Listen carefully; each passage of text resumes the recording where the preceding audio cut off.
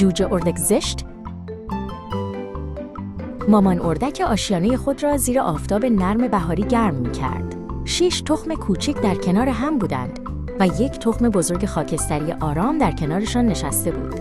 او در حالی که به تکان خوردن تخم‌ها نگاه می‌کرد، زیر لب زمزمه می‌کرد. با این حال نمی‌دانست چرا یکی از تخم‌ها اینقدر متفاوت به نظر می‌رسید. تق تق 6 تخم مانند آتشبازی‌های کوچک ترک خوردند. 6 جوجه کرکی زرد بیرون آمدند و با صدای ریز جک جک کردند. مامان اردک با غرور جوجه‌های پرجنب و وجوش خود را نوازش کرد، اما تخم بزرگ خاکستری همچنان بی حرکت مانده بود.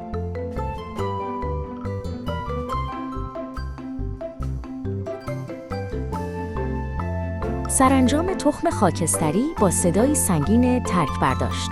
جوجه بزرگ و خاکستری بیرون آمد، نه کرکی بود و نه زرد. جوجه‌های دیگر با چشمانی گرد و پر از شگفتی به او خیره شدند. مامان اردک با تعجب پلک زد، اما با مهربانی او را پذیرفت.